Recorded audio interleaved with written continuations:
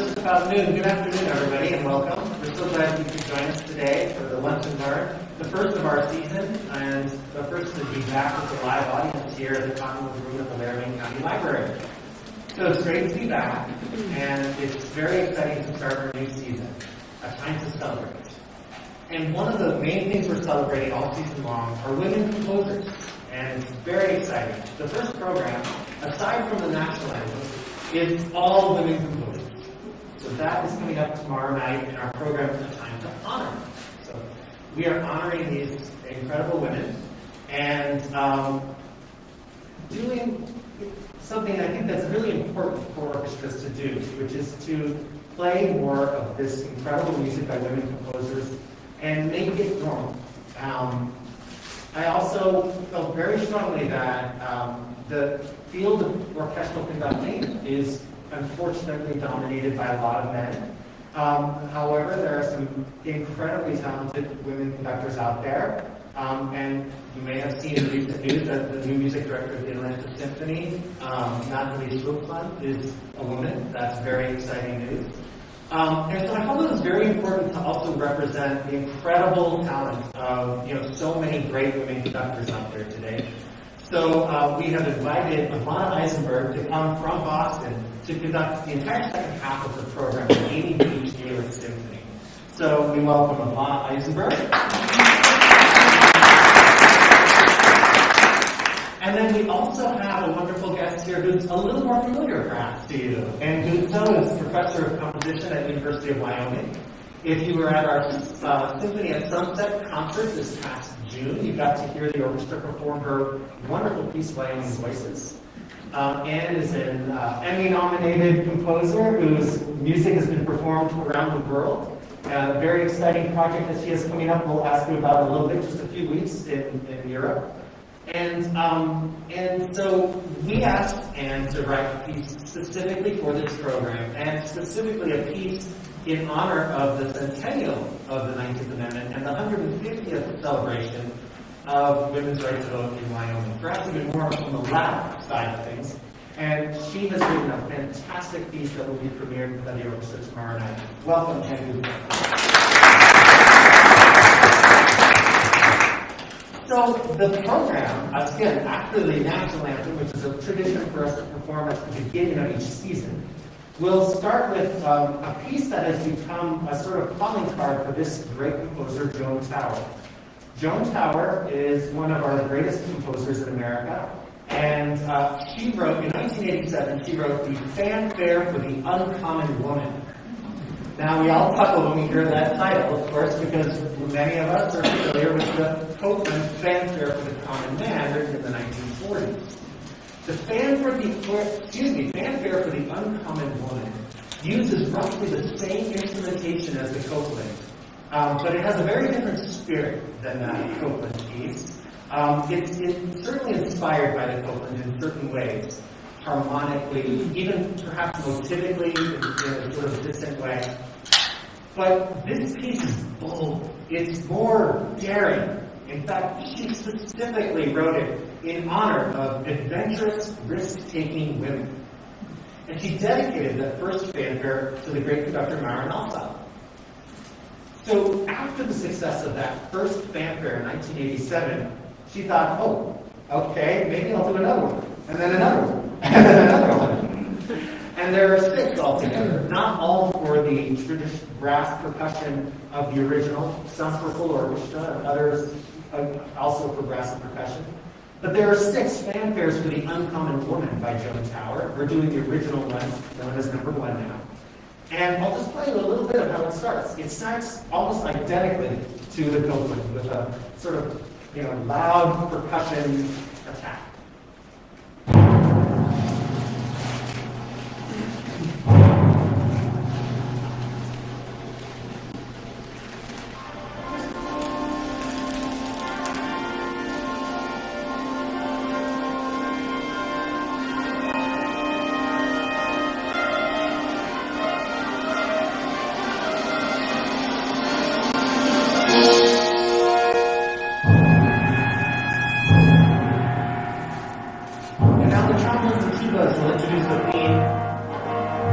that will be varied in this short 2.5-minute piece and ultimately become sort of the main idea.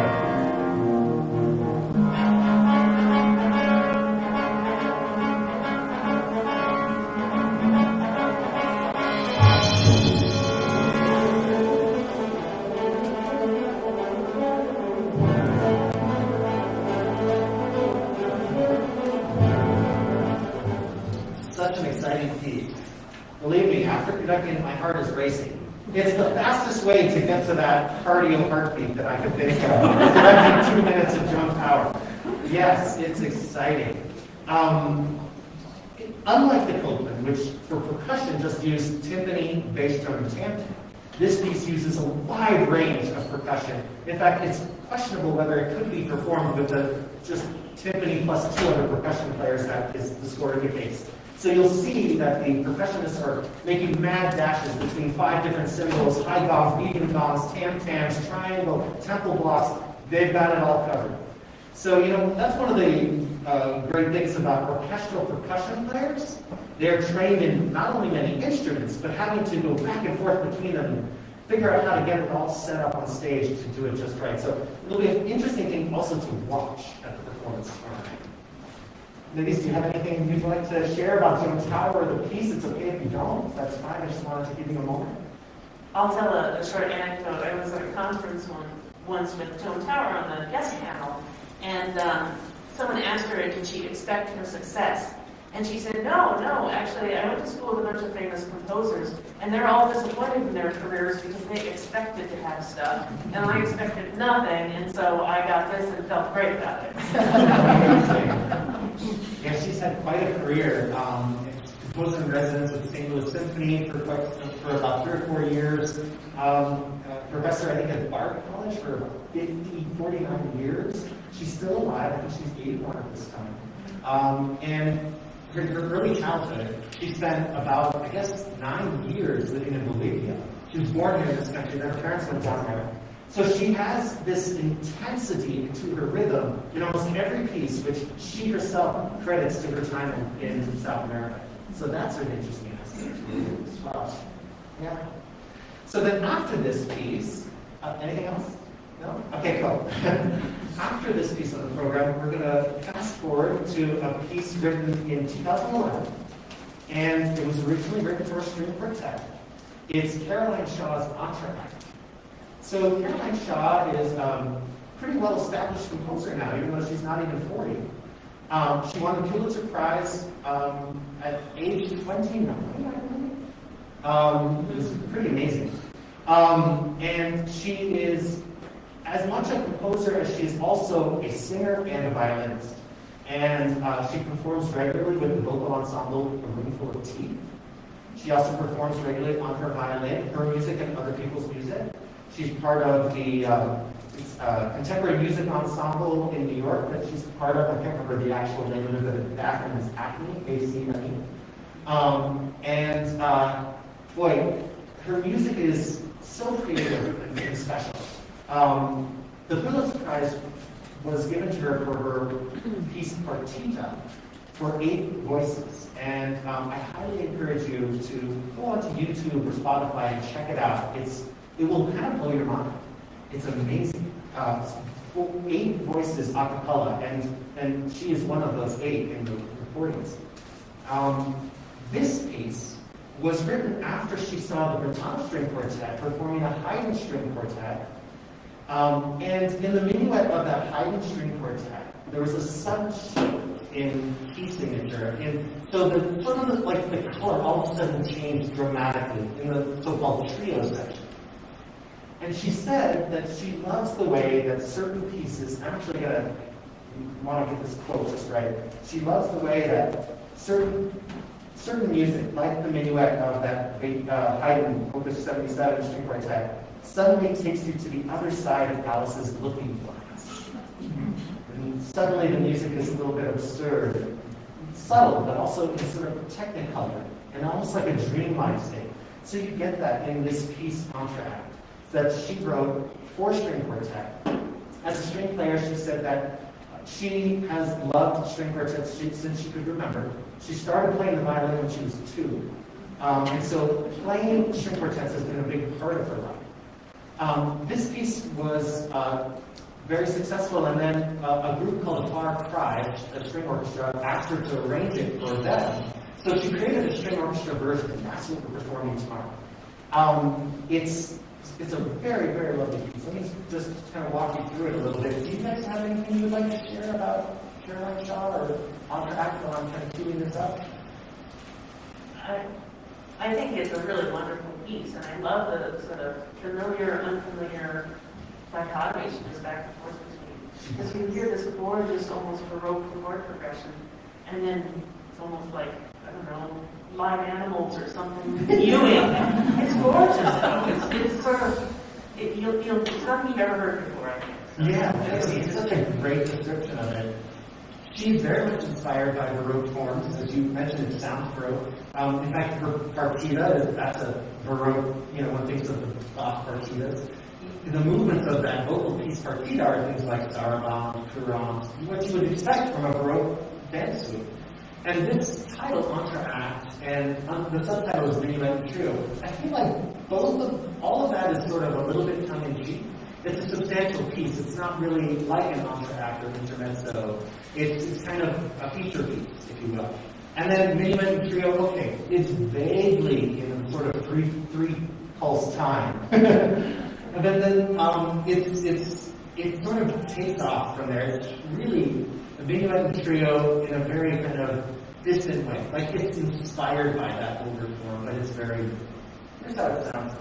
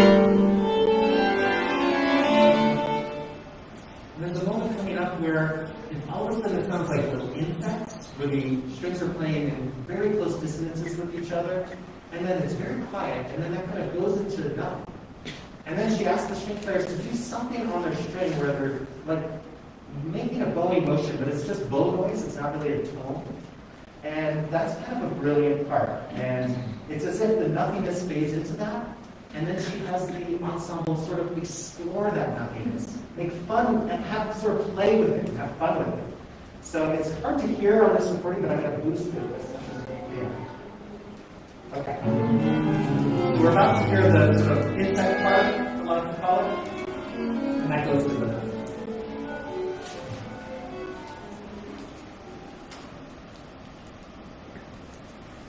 Perhaps this will be more effective when you see, because they're playing out here, but they're playing. We go back to playing nothing. They get more and more excited. Nothing, nothing, nothing. Nothing, nothing, nothing, nothing. It's a pretty brilliant piece. Now the trio, if you will, really focuses on the pizzicato plucking of the strings. And I'll play a little bit of that. You get sort of like these chord progressions, more like we were saying, it's very sort of like Baroque sounding. There's a quality to this trio that has a sort of again, playfulness to it. Let me make sure I got the right timing here.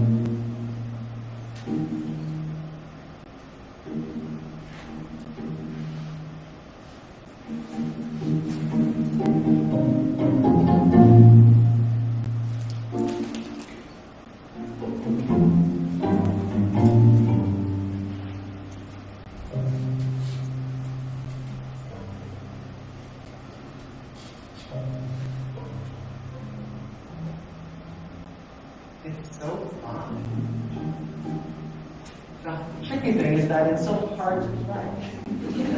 I keep trying to remind the orchestra, I know this is super hard, but can you play it with a smile? So there's a section that interrupts this that I don't know if it was inspired by Vivaldi's work seasons, but I just have to play with this connection that I hear. So all of a sudden, you hear this music. Sorry, I went a little too far again. Let me just make sure I'm at the right spot. Okay. So she asks again, some of the strings are doing a strange plucking that's supposed to sound like a harpsichord. And then all of a sudden there's this kind of sleepy tune passed off between violin and cello.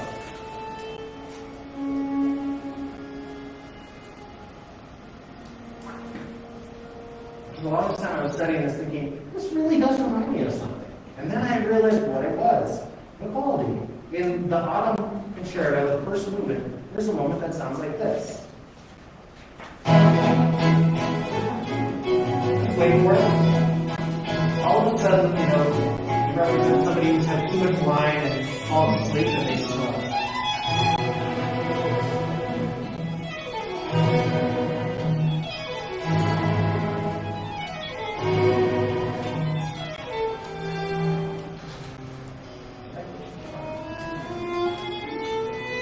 I think I went too far.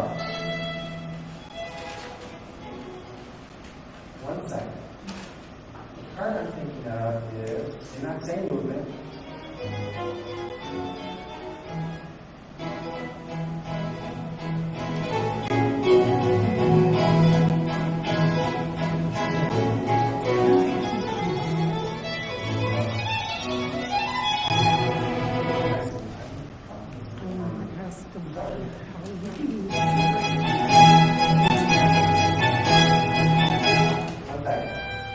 This is it.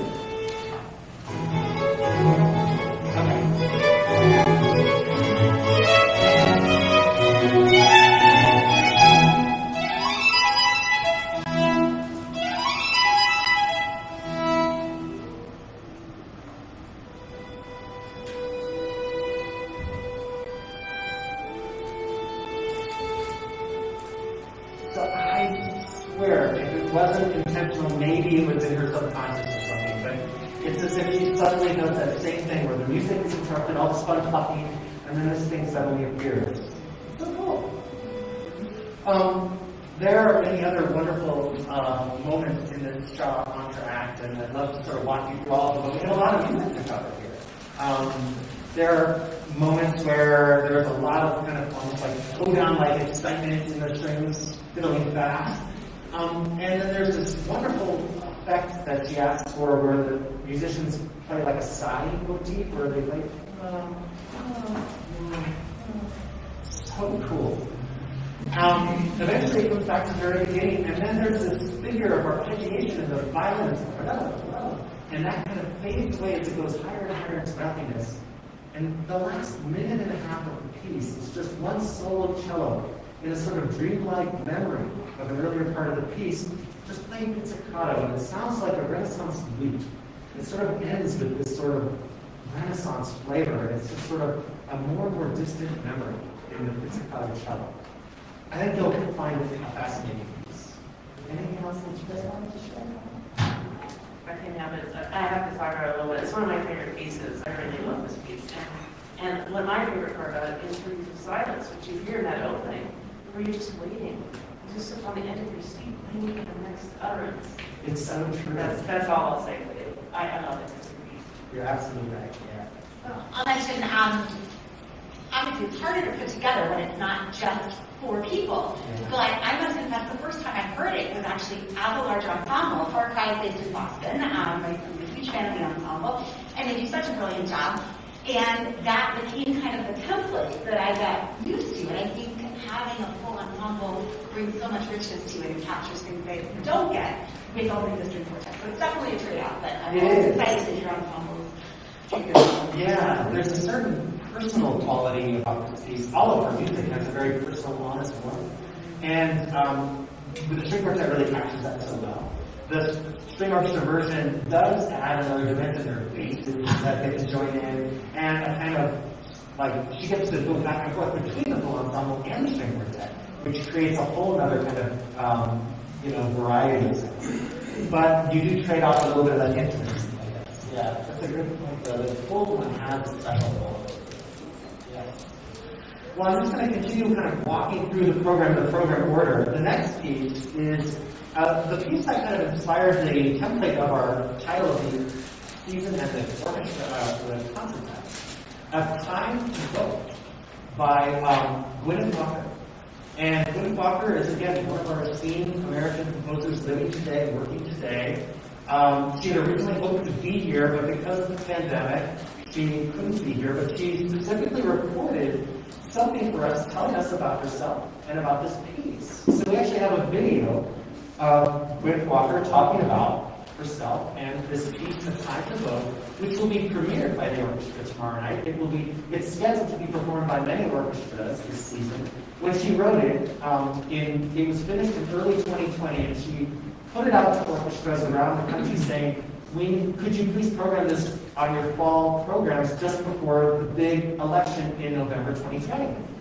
So many orchestras jumped on the bandwagon. We were one. And she made it free to all these orchestras, which I want to mention, which is very nice.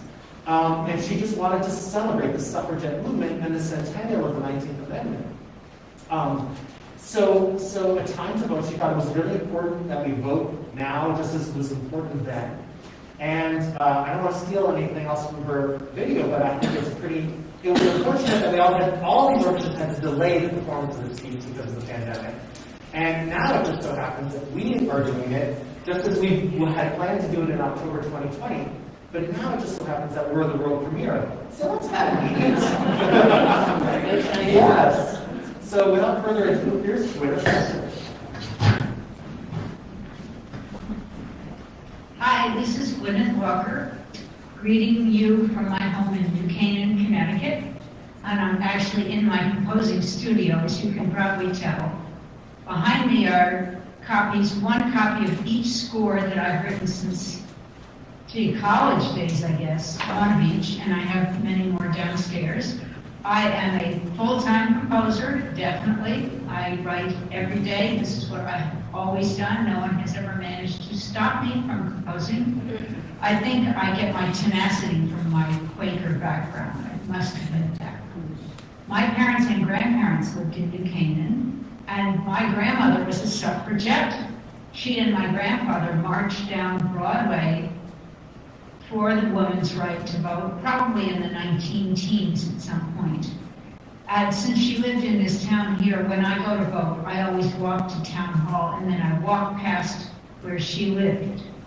Obviously, she's no longer alive, and her house isn't even there. But I walk right past, and I wave, and I tell her how proud I am of her, and I hope she's proud of me for voting. And I hope she's proud of me for writing a piece of music about voting, A Time to Vote.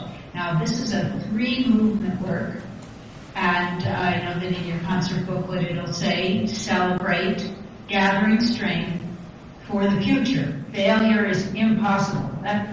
Susan B. Anthony said those words, but it sounds just like my grandmother, or me, perhaps. For this 3-movement work, I have themes that represent the different titles and moods. For celebrating, celebrate,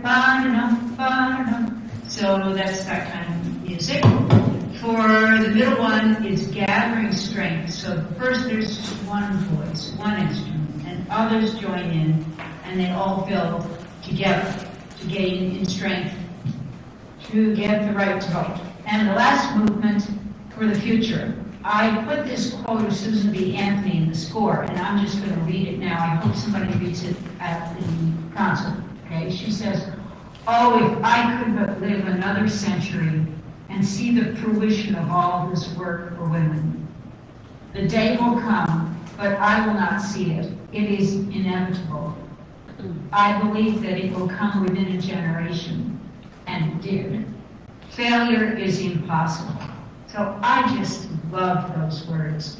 And I know that this last movement is very strong. dum, bum, bum, bum, bum, bum, bum, and at the end, the chimes come in very loud.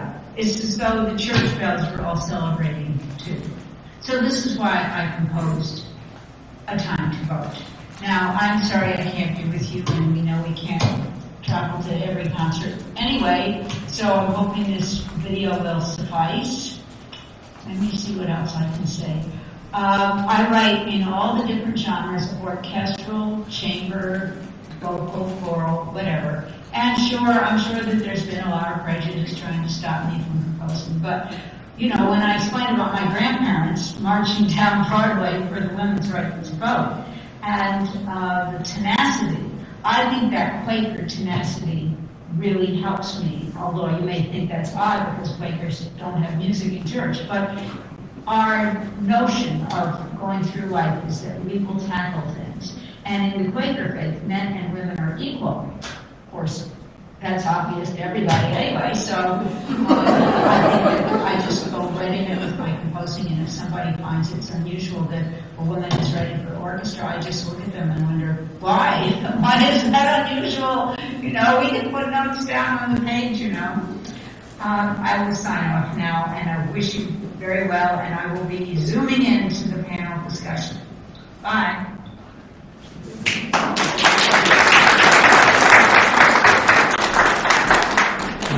Thanks for a better introduction of that piece. I love how her personality comes through so strong in that. Oh my goodness. Yeah, it's a very exciting piece, and it's lovely. It's even though it's in 3 movements, the whole thing is actually relatively short. It's over in about 12 minutes altogether. And one of the things she did mention, I did want to point out that the last movement is in a march-like tempo. And just as the second movement is gathering strength from one voice to then the melody is taken by other voices, this starts very quietly, and then more and more people come in, but it's like they're marching literally down Broadway or wherever a suffragette march was happening. And they happen all over the world. And so it's a march that just gradually gets a little bit faster and faster and more excited till the end.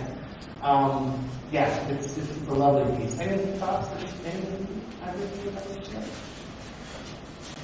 No? Yeah, again, it's one of those where we can't play a recording for you because it's going to be a world premiere. Yeah.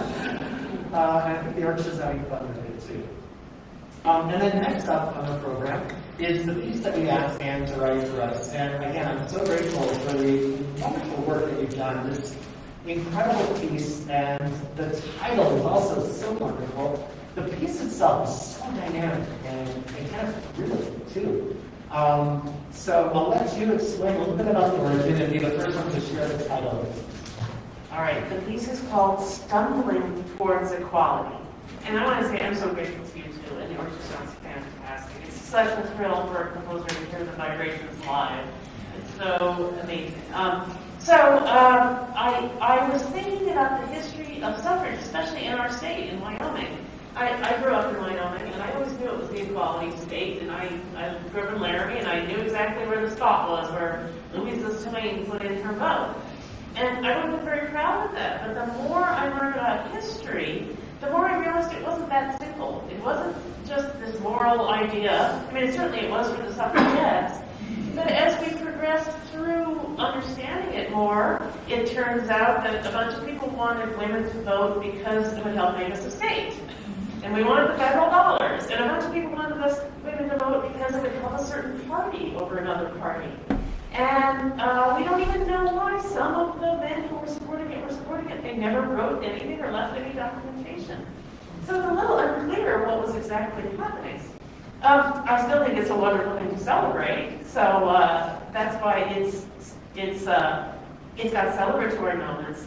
But kind of like Gwyneth, I thought about this idea of the suffragettes wanting to march and wanting to fix this. And so that's the call to arms, which is the first section, a kind of a fanfare. And then the second section is the stumble. We're not quite there yet. It was problematic. Some women could vote, but some couldn't, like Indigenous women couldn't vote. So it was a little bit sort of for us, our success.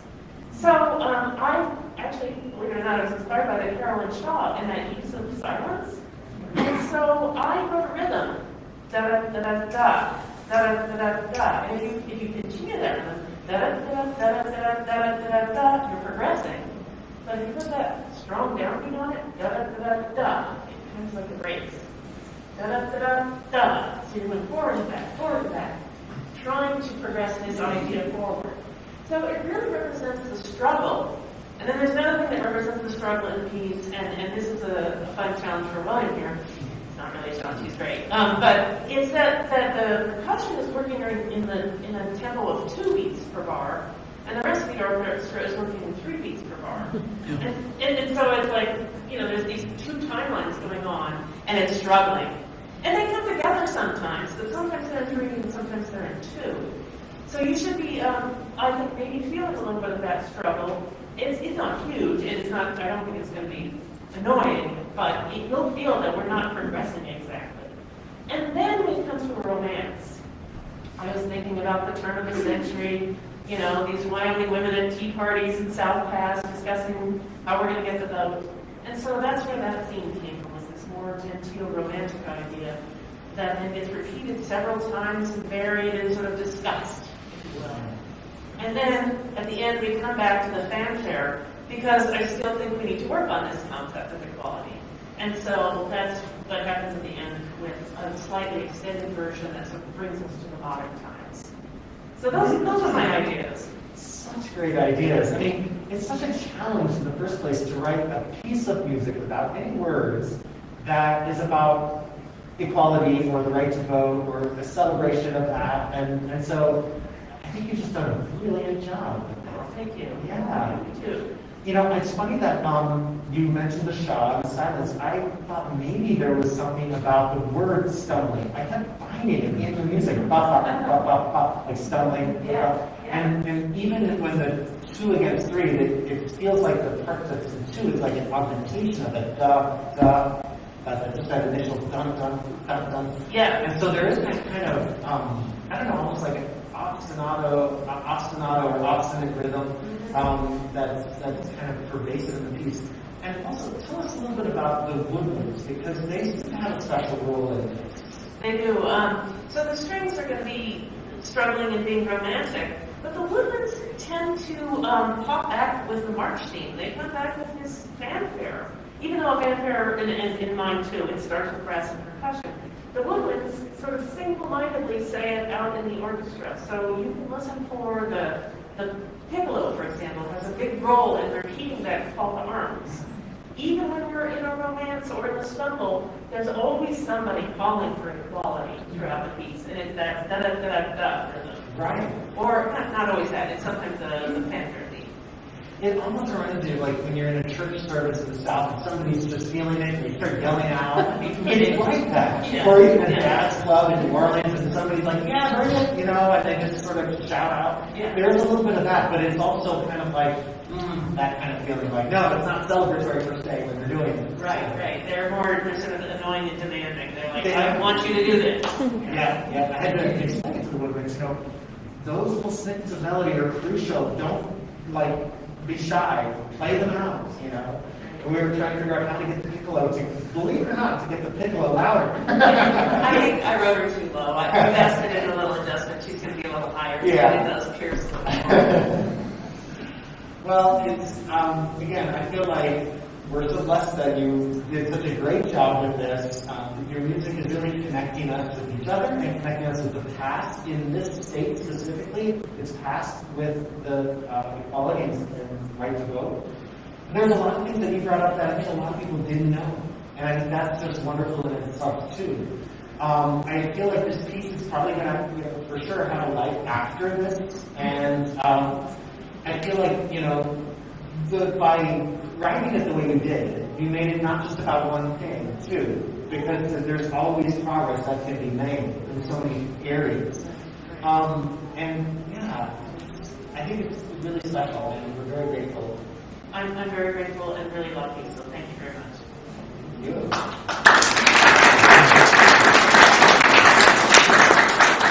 Now, if we have time for questions at the end, we could do that. But if you have some questions right now, maybe for Anne specifically about her piece, it's so great to have a composer here whose piece we're performing. How long does it take to write something like that?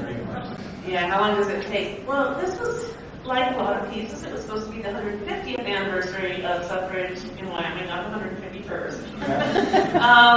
So I was supposed to go to Paris for my sabbatical, and instead I drove to Santa Fe because it's a city I love, and I got to eat some great food while I was there. And it was trying to work, but honestly, the pandemic was really messing with my creative process. You know, you would think it would be, oh, I got all this time to compose, but it didn't work that way for me. I was really busy, you know, like my brain was taking too much energy to try and survive all this. So it took me a lot longer than usual. So I would say about a year. It's not a very long piece. It's what, 6 minutes maybe? Yeah, 6 minutes. Maybe 6 minutes. But it did take me about a year because I wrote the stumble first. As you can imagine, during the pandemic, it was right when it started. So from week to week, we didn't know what was going to happen next. Could I get oranges or not? You know, you'll remember that feeling when you actually got an orange after the first week of the pandemic and you were all excited to have an orange. You know, it was like that feeling. So I wrote the struggle first, but then I kind of sat on that section of the piece, and our season got canceled, and so I just sort of sat on it for a while and really processed. And then I learned more about suffrage in the history. And I'm going to do a shameless plug here. There's a great video.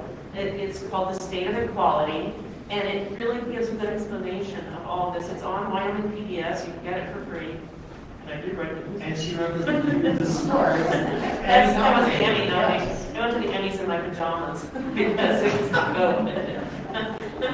But you know, I also meant to talk about some of the other important projects that you've worked on. And sorry that I didn't give you your full introduction that I meant to do. But you were telling us just before we started that you have an exciting premiere coming out in Scotland. Tell us about it. I do. I'm really excited about this. I've written a one-hour chamber opera called Locust, and we call it an environmental murder mystery, in which a scientist is haunted by the ghost of the Rocky Mountain locust and asked 3 times, you know, Dickensian, where, you know, the ghost comes 3 times to solve her mystery, the mystery of her murder or her extinction.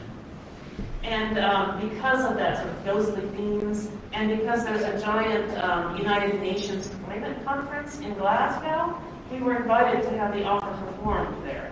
So we're gonna, it's pretty exciting. We're gonna do 1 performance in St. Andrews and then 2 in Glasgow. So hopefully we'll have a nice audience from the climate conference. That's amazing. That's so great.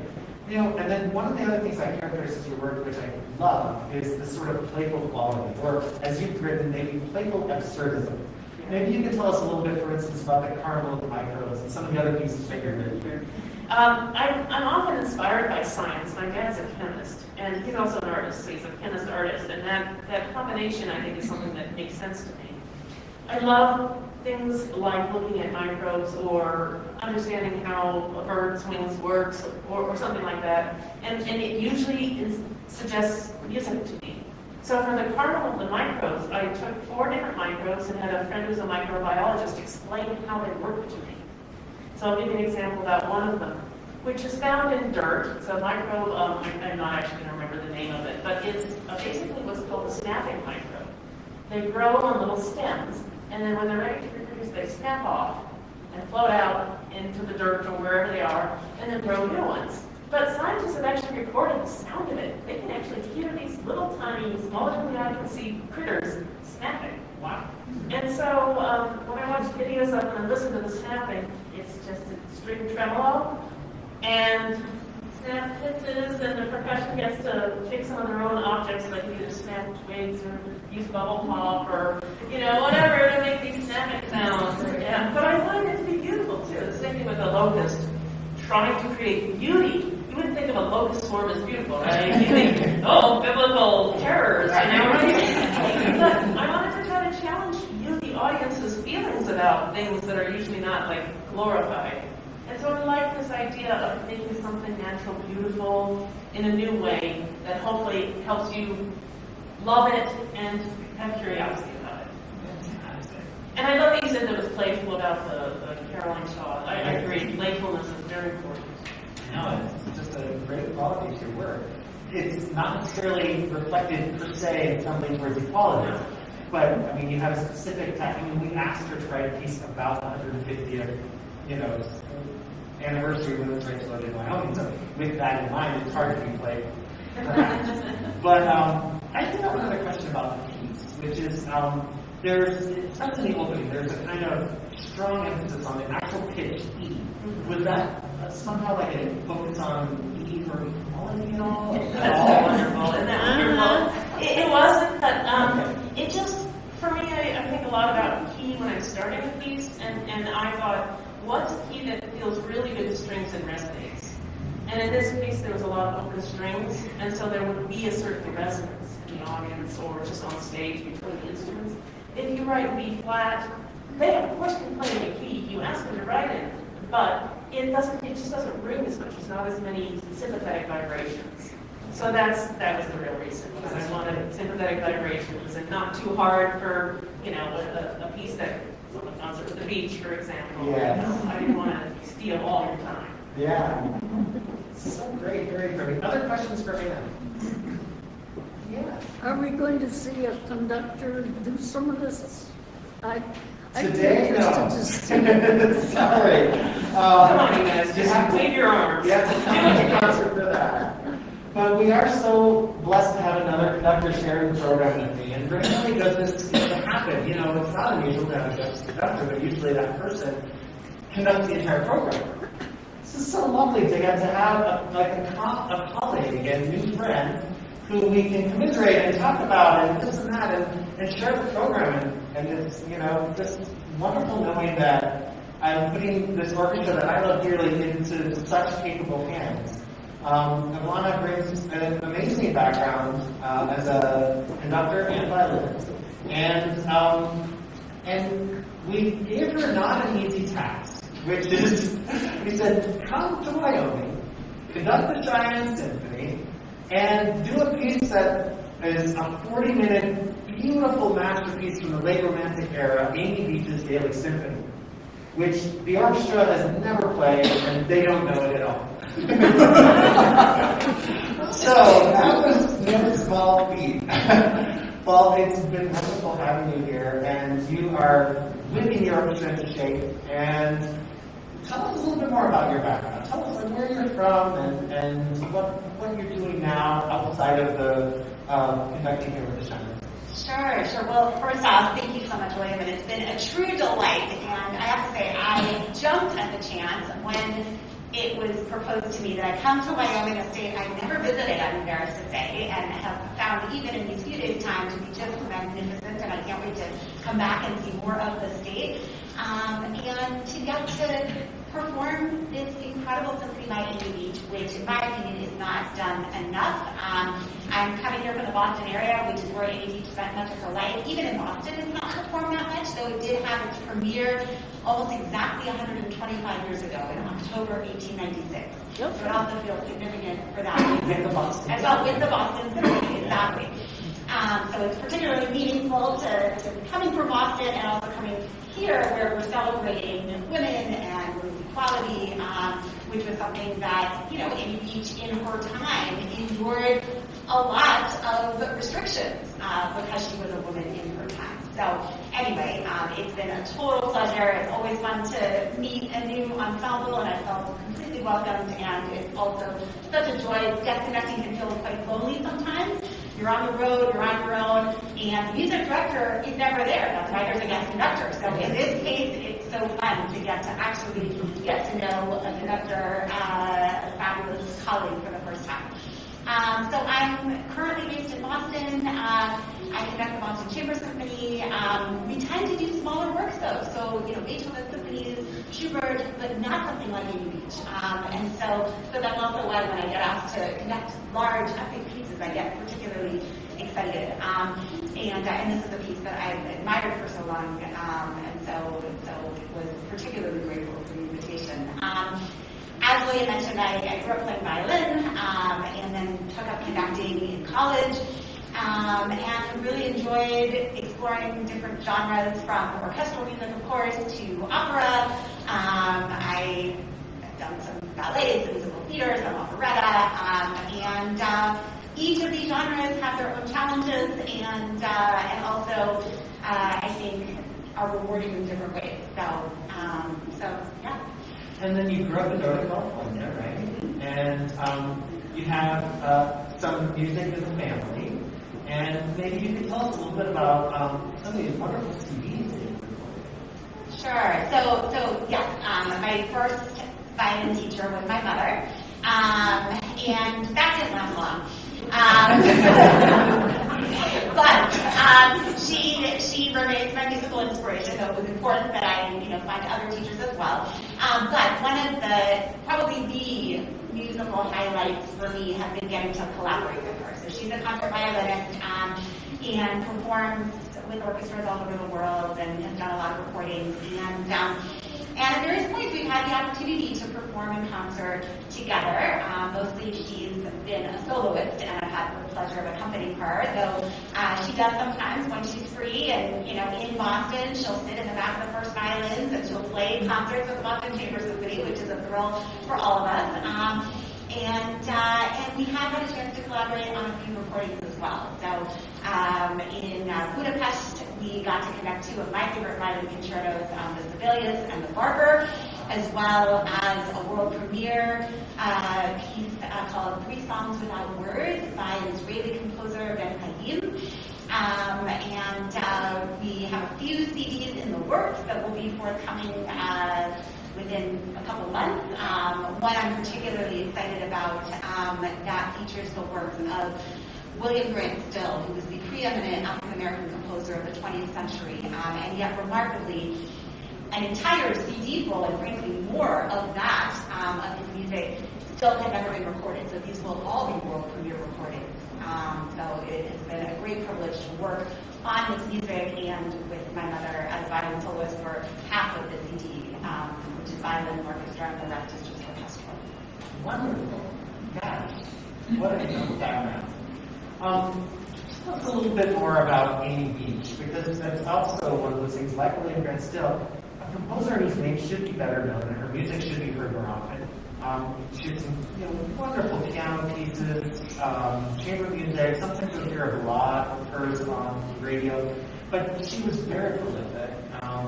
And her life story is so interesting too. Maybe you could share a little bit about that. Sure. So she was, by all accounts, a musical prodigy. She was coming up with songs and playing piano pieces, composing waltzes when she was, her different disputed accounts. Was she 2? Was she 4? She was very, very young, very, very precocious. And she herself was a very accomplished pianist. She premiered her piano concerto with the Boston Symphony Orchestra. And she was incredibly prolific. She wrote the Gaelic Symphony when she was just 30 years old. When she was, but a few things stood in her way in terms of getting more exposure and perhaps more opportunities. One is that her family was rather sheltering, and at a time that someone with her talent would normally have been sent off to Europe to study with the great compositional masters, her family didn't want to send her away. So for 1 year, I believe, she had a tutor who had studied in Germany, and the rest of her absorption of compositional techniques and music generally was entirely self-taught, which is quite remarkable. And so she didn't have the benefit of formal training, and yet, if you look at how she structures her music and what she incorporates, it's clear that she was so well versed in all of the musical traditions of her day. And her music has been compared to the likes of Dvorak, Brahms, Rachmaninoff, and you can see hints of each of those composers. She's clearly inspired by a lot of these traditional masters, but also really brings in her own unique style.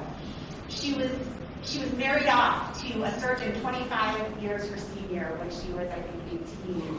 And he, much like her family, restricted her ability to really perform, to teach, because at the time it was considered of low social status to teach, so she was not allowed to teach at all. She was allowed 1 to 2 public performances a year, otherwise was limited to performing in a small salon context in their house. Now, once her spouse passed away, she did try travel to Europe. She did start to teach. She was very involved in the Boston musical scene, was a trustee of the New England Conservatory, very well respected, and her music during her lifetime was very well received, but it wasn't consistently played over the years. One of the things that's so evident studying the score for this symphony is that she must have pored over so many scores of the great masters, because she has this incredible craftsmanship, she probably learned from Beethoven and Brahms, and just like the way that she structures the movement formally, the way she develops themes, the way she brings out different things. We were even talking about the subtle use of piccolo. Like, there's the piccolo player saying, I wish I had more notes. And that made me think of, Brahms' Tragic Overture, where the piccolo plays like one note, two notes. It's just like this special effect of not overused, kind of thing. That's how it was in the time, But that's how it is also in the beach. And also, there have been a lot of comparisons, perhaps, from this symphony to Dvorak's New World Symphony. They're both in E minor. They're both come from the 1890s, literally just written like 3 years apart. It's unlikely that she knew the New World Symphony, which did have performances in this country, but not the Boston area. It was more at Chicago World's Fair in 1893. Dvorak was here in this country, but in New York. So it's so interesting that there are these kind of similarities with the New World Symphony. One of the other big similarities is that, like Dvorak, perhaps even more than Dvorak, she starts to bring on other voices of the orchestra that you wouldn't normally hear, like the English horn solo of the New World Symphony, the famous Going Home melody. So there's a lot of English horn in this piece, but there's also things like bass clarinet solos. And concertmaster, extended solos with a concertmaster and principal cello. These brilliant orchestrational touches that really she couldn't have learned from anybody. There's nobody else who did that in the symphony. And I think that's just so amazing. It's one of the things that makes her sound her sound. Yeah, absolutely. She features instruments that you expect to be featured, and then instruments you don't. We were talking the other day about one brilliant part in the first movement where she brings out the second bassoon and gives the second bassoon this glorious solo. That doesn't tend to happen. And the way she features this duet between the principal cellist and the concertmaster, and the way she interlocks the dialogue between the different string sections. It's all masterful, and it's both inspired, I think, by things that she might have been aware of, but she takes it to a whole other level. And I agree, draws on some of the classical composers. You'll hear elements of rhythmic integrity from, that always remind me of the sort of driving rhythms that Beethoven features. Yes. And then some of these, I was thinking about this when Anne was talking about the tension between 2 and 3, and she does that a lot too. And it's not, there's no story in particular associated with the Gaelic Symphony, but it's epic, and you can hear that struggle, which is so powerful. Oh, it's amazing. From the very beginning, it starts with like a storm and sort of creeps in. Let's talk about the Gaelic qualities of this piece and why it's called the Gaelic Symphony, and maybe perhaps a possible tie-in to when Dvorak was in this country. He famously said that you shouldn't be writing like the European masters. You should embrace the native music of this country. And here was Amy Beach in Boston, surrounded by what kind of people would you say? Irish, right? Tell us a little bit of your impressions about this. Yeah, so at the time that Amy Beach grew up, I understand because about 30% of people in Boston were Irish. And so she was exposed to these melodies that it's called the Gaelic Symphony, of course, because she draws on these traditional folk melodies. Now, one wrinkle, though, is the Irish at that time were the servants. They were not the Brahmin class that Amy Beach herself was part of. And one of the things that her music, particularly this symphony, has been recognized for is as a bit audacious. Here she was centering, elevating the music, this traditional music of the Irish, bringing it to Symphony Hall, where all of the fancy folks in Boston were going to go, and this is what they were going to hear. And so there was something about her familiar also seeing the beauty in these traditional melodies and deciding to put them front and center and weave them into her composition. Here's an example of that. I love imagining the Boston Symphony proper audience hearing this for the first time in 1896. Let's just see where I had it a moment ago. Okay.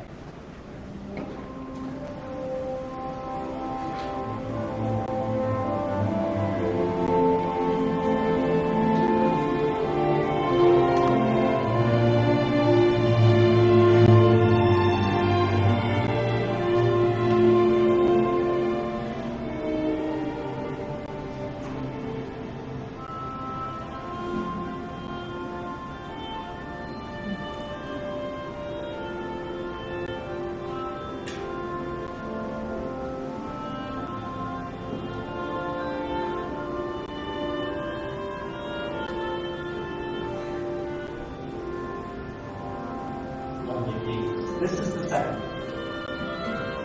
Really, I would say the main music features are more the inner movements. That's how I hear it. And the outer movements are more of these, like, more traditional, in the style of maybe like the Brahms or Dvorak, you know, like symphonic movements that are about the drama of itself. You know, there's something sort of pure about that almost. But it's true that the first movement starts with this sort of stormy sea, and it actually quotes one of her own songs about the storm at sea. Yeah. Well, it looks like we're running out of time. Is there anything else that you'd like to share about the beach? I guess for a composer who's not as well known in a symphony, but not done as much, I think it may strike people as surprising how dramatic it is, how epic, how accessible, how full of these exquisite melodies, and her ability to showcase the instruments and really pull together this masterwork. I'm continuously surprised that you don't hear her work more, because I think it has all those qualities that people come to hear in a symphonic work of that era. And so it's just exceptionally thrilling to get to share it with a wider audience this weekend. Well, I feel like there's something really magical about happening with you and this piece and this orchestra and this opening of this season celebrating women. I think that it's just such a great combination, and we're very grateful that you're here and that you're bringing so much to it. And I just think it's just wonderful. You inspired me. I certainly want to have my crack at the beach sometime too. Thank you. Thank you. Do you have a few minutes for some questions for Avlana or any of the panelists or anything about the program itself? Don't be shy. Can I invite them to the round table? I was wondering how you start to prepare for something like the beach. How you prepare to study. Sure. So yeah, it's a great question. I start by approaching it as I would any text, right? I mean, it is all musical notes, but in the same way that I would study a text of literature, right? I literally read it. I read it start to finish. And then I look for the big sections, right? Then I kind of do a slightly deeper dive. I look for the macro parts, right? Where are the big themes? How do they repeat? How are they transformed throughout a particular movement?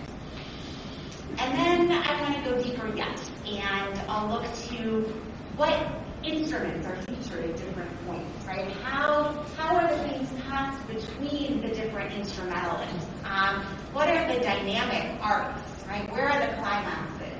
And then I keep going sort of, some concentric circles into the minutia until I'm looking at particular notes and what articulation does this note mean? How does this phrase relate to this other phrase? And how is it going to work when these two instruments are supposed to play the same note? And often their notion of a particular note might be a bit different. Or, what are the tendencies of any orchestra, any orchestral instrument or set of instruments that I need to be aware of? How can I best help them in difficult transitional sections, or to get a better sense of the whole. Because keep in mind, every instrumentalist only has their part in front of them. And they may be familiar with the piece, but only the conductor at the end of the day has the full score and can really kind of see very easily those connections between the different parts. So there's a lot of, I like to think about it as both you're studying it vertically, so at any moment what's happening across the orchestra, and also horizontally, right? Both in terms of the entire orchestra and also every individual player. Not to mention, some players might be not playing for many, many bars, and it's always important to know that because you want to be extra sure that you're with them when they're next coming in, right? So there's the kind of technical things, and then there are the broad musical things and musical decisions to be made about how to kind of put together a piece that has lots of markings, lots of notes, but still raises a lot of questions. I actually have a question for the conductors. When you're doing a piece like a premiere or a beach that people haven't really played a lot, they're not as familiar, they're not as comfortable. Is there a different way to conduct that than, say, Beethoven's Third Symphony that they've all played 20 times? I mean, off the bat, I would say probably not too different. But I think in rehearsal, maybe there would be a little bit more of explaining some of the connections that, where they should be listening for the melody and things like that. So it maybe in the rehearsal process it would be different, but like actually physically conducting wouldn't be any different for me. But I think that where a piece is less familiar, I'm going to be much more aware of making sure that I'm with a person coming in, that I'm giving cues, maybe in a bit of a more pointed way that I might otherwise. I can take less for granted, right? And even something we're finding with the beach that we've been working on is, people don't necessarily intuitively know when they have the melody or when someone else has the melody, right? Because it's not a piece that's so familiar. Those are things that, again, just from looking at your one part, you really might not know if you're not familiar with the whole. So I find I need to do, whether it's gesturally or at times stop and mention something that I would just not have to do if I were conducting a Beethoven symphony that the orchestra has performed many times before. Great.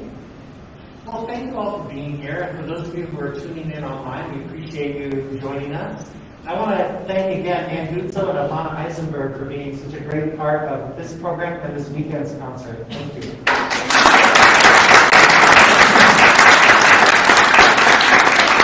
And I would like to also thank you for being here. I want to also mention that after the performance tomorrow night, there will be a reception at the Wyoming Ribbon Shop House. Everybody's invited.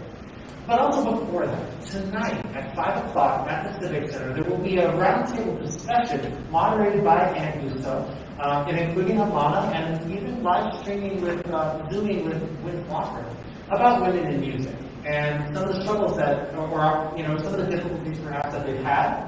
And it's going to be a very lively discussion. So that's 5 o'clock tonight. You come even if you happen to be late, that's fine. In fact, we're also saying that people who do show up do have the opportunity to stay and observe part of the rehearsal that begins at 7:30. I don't know, it might go until 6:30 or so, something like that. I'm sorry, the rehearsal starts at 7. So yes, and then I also want to mention 2 other things. I wanted to mention that we have a wonderful newsletter, the Cheyenne Symphony newsletter, written by our own Mary Guthrie back there. Thank you, Mary. So good news. Thank you. And I wanted to just make sure that you are aware of it and that you're either receiving it or email, to find it on our website. There's a drop-down menu right there. Thank you again, Mary, for doing that. And William, I think all of us in this room, women and men, want to thank you for the very creative programming and the emphasis on what women have done in music. So thank you. Thank you. I appreciate that, and I get to work with a wonderful committee. I can't take all the credit. But yeah, it's been really exciting to develop this season, and I hope it's an exciting season for all of us. I'm sure you'll be moved by this powerful music. The last thing I wanted to just mention is to thank again the Laramie County Library and to pass it off to Larissa Kennedy, who's going to tell you a little bit more about what's going on here at the library. So thank you all for coming today. We're great to have you back for our first in person in quite a while. We'd like to invite you tomorrow from 10 to 4 to our local Authors Day. Should be a good time. virtual guitar contest panel, and that will be on the 25th over Zoom. Thank you very much for coming again. We're glad to see you all.